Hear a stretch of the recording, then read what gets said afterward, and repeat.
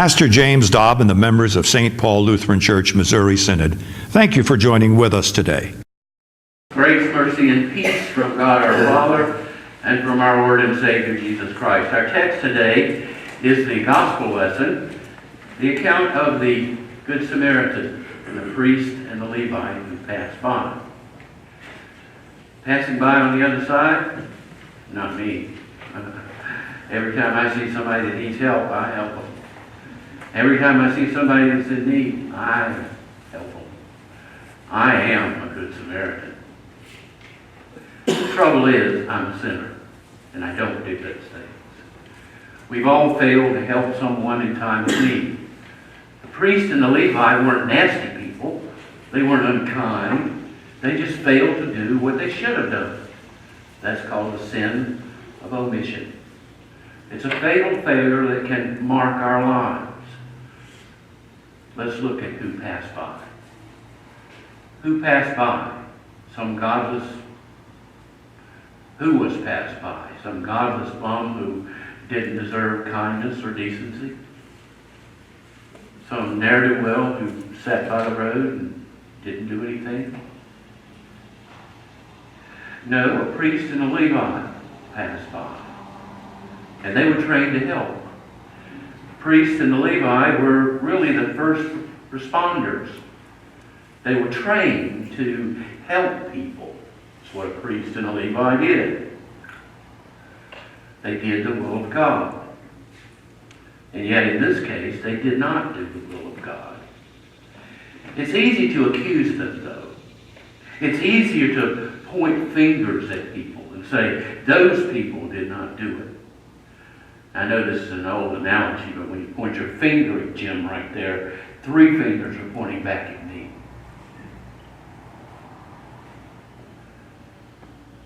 Like the priest and like the Levite, we too know the right thing to do.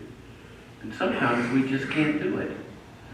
And maybe we even have good reasons for not doing it. In James 4:17 we read, "Whoever knows what is right and fails to do it, for him it is sin." Not spoken to believers, these words, but spoken to us, to you and to me. And what is it they passed by in the first place? The priest and the Levite were on some dangerous and lonely road. They knew it. They were going from Jerusalem to Jericho. They had an opportunity to help, and yet they failed for whatever the reasons there were. In this case, we have an opportunity to love Jesus by loving his creatures who are lost forever.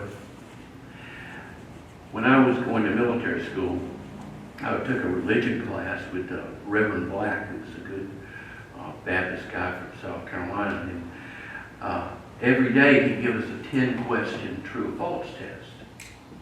He called it a chance to make 100. It took me a long time to figure out what he was doing, but if the question he asked was negative, you put a negative mark. If it were positive, you put a plus sign. Then at the end of the class, he would tell you the answers. I failed several times before I figured out that his chance to make 100 was you put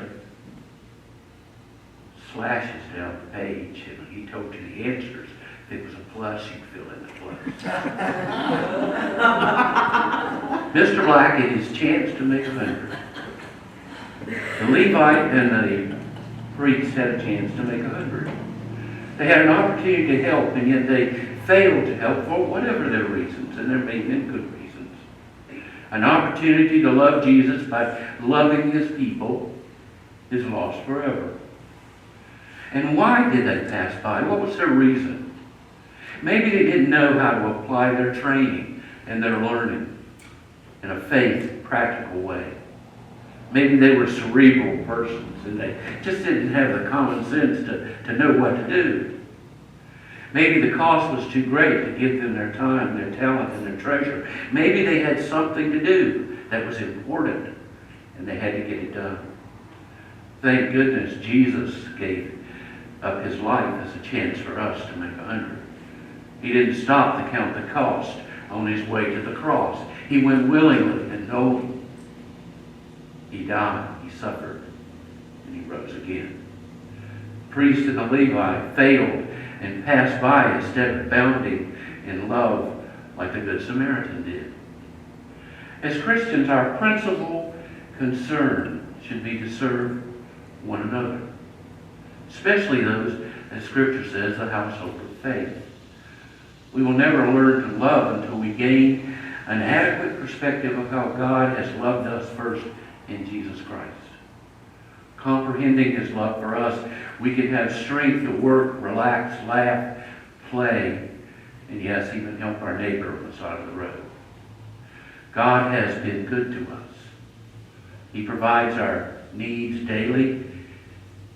He's given His best. He's given His Son through Calvary and the open tomb. What love do we need to imitate? No matter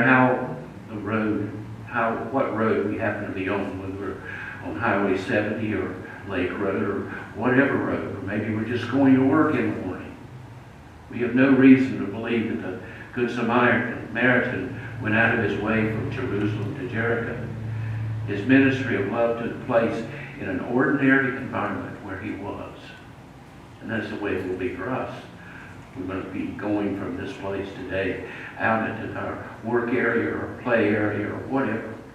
And we have an opportunity to serve one another. In a daily life, we rub shoulders with our fellow men and women. A word or two of encouragement or praise to a downhearted heart of a friend or a loved one. A pat on the shoulder, an attentive or sympathetic ear, open arms, and an understanding ear. Characteristics of the present day Good Samaritan. That's what a Good Samaritan is. Paul writes in Galatians, the fruit of the Spirit, after all, is love, joy, peace, patience, kindness, goodness, faithfulness, gentleness, self-control. Against such there is no law. As you go out from this place next week, go out and share that fruit of the Spirit with others. Love them. Be joyful. Give them peace, patience, kindness, goodness, faithfulness, gentleness, self-control. Against such things there is no law. So they pass by on the other side. Is that true of us? Yes, it is. It's true of us sometimes who know what we should do. We may be lying beside the road ourselves someday, and a Good Samaritan may come by, give us his hand, give us his love. So we should reach out to others with the hand of God, with the grace of God that passes all understanding. Or we may see others in need, but Jesus appeals to us through humanity's cry for help.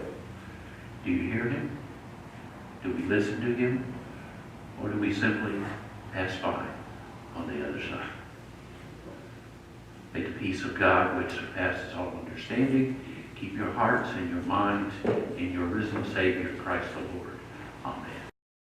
Pastor James Dobb and the members of St. Paul Lutheran Church, Missouri Synod, thank you for joining with us today. May God be with you always.